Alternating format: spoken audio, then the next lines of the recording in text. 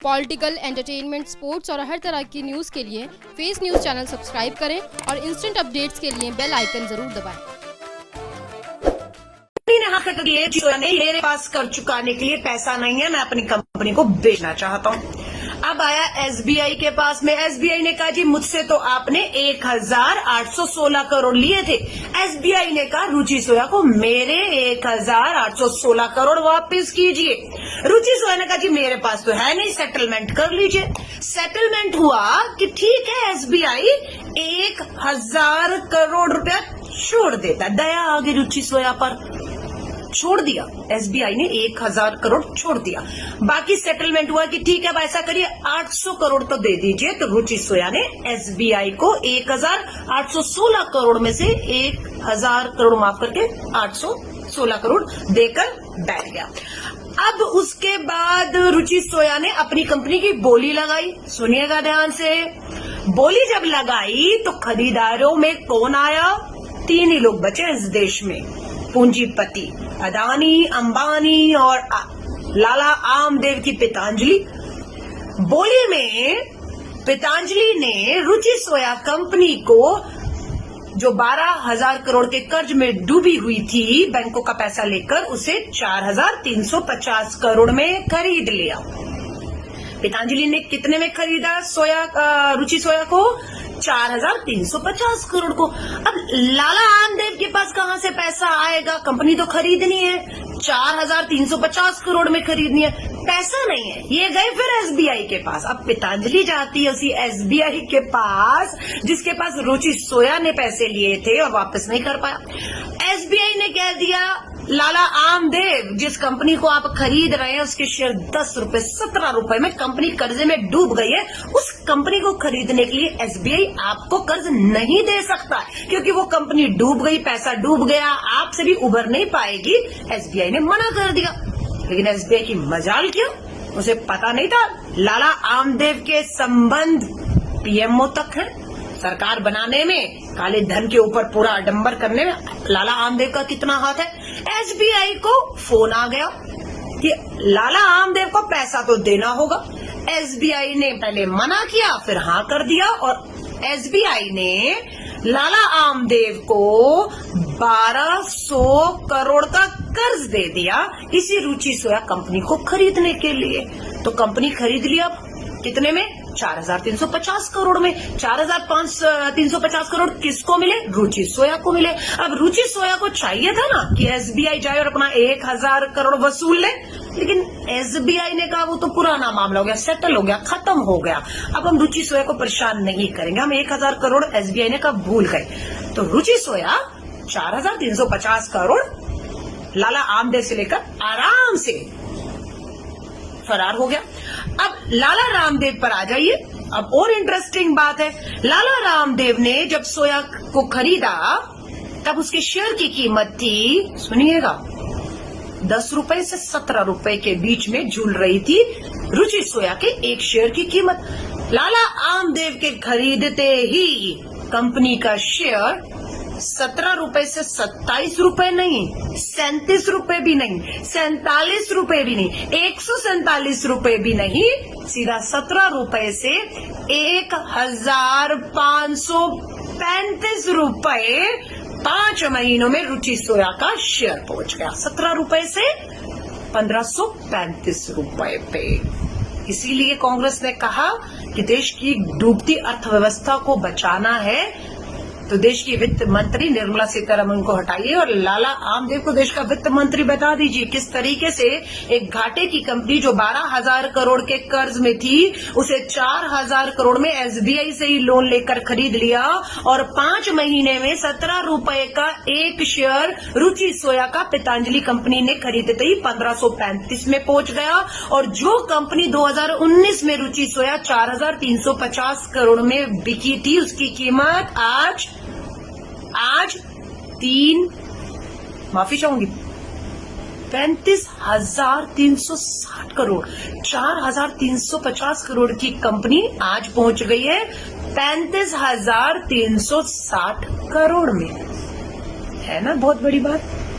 अब लोग इसमें भ्रष्टाचार कह रहे हैं, ठीक है, सरकार ने लाला रामदेव की मदद की, एसबीआई जो कर्ज नहीं दे रही थी उसे कर्ज देने को कहा।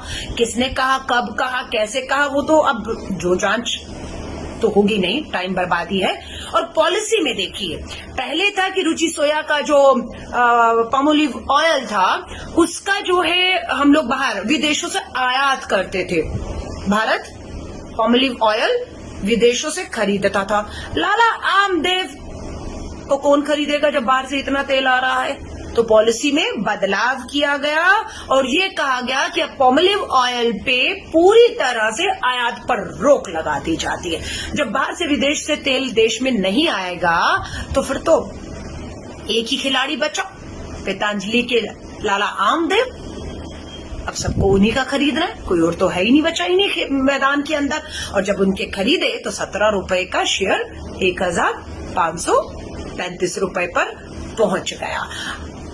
इसीलिए अब इसमें आपको कुछ भ्रष्टाचार दिख रहा है, मालूम नहीं। 4000 करोड़ की कंपनी आज 35,000 करोड़ की होगी मात्र 5 महीनों में। इसका 17 रुपए का शेयर जो है वो 1535 रुपए का हो गया। पॉलिसी में बदलाव हुआ।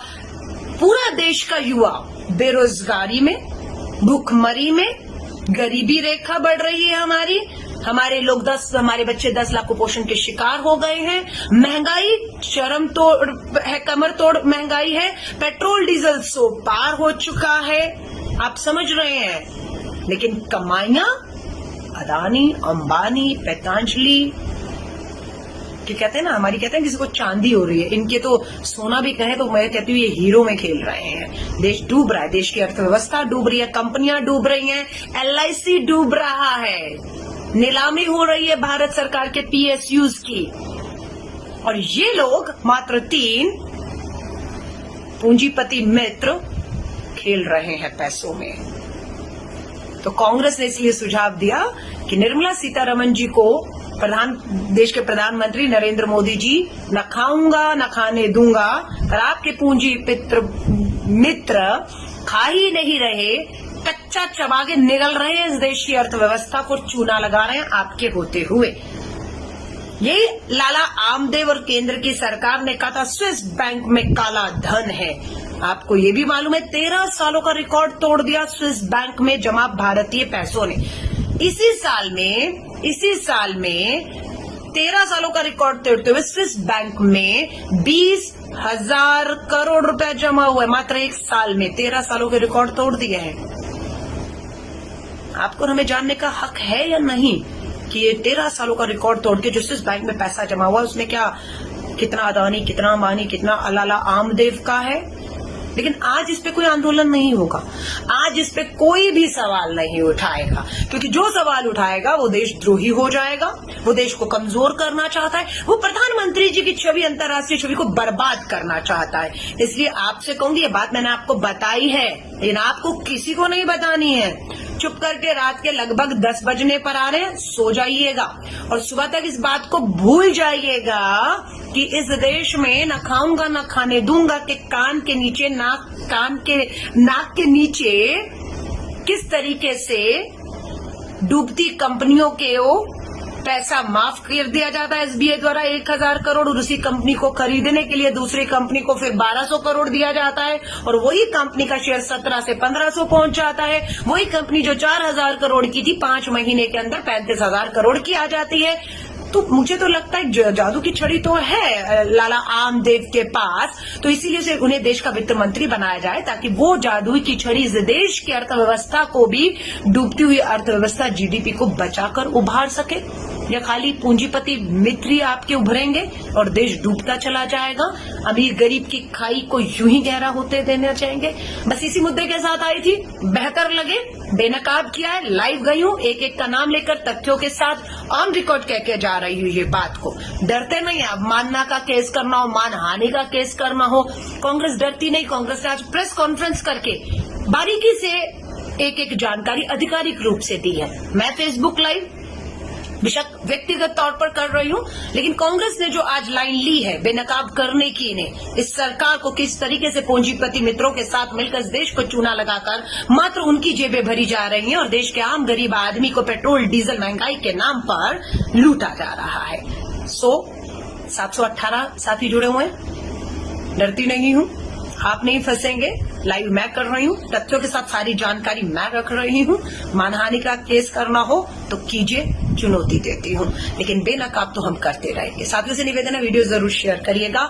अपना ख्याल रखिएगा। जल्द दोबारा लाइव मिलूंगी इन्हीं शुभकामनाओं के साथ। शुभ रात्रि, जय हिंद, जय भारत।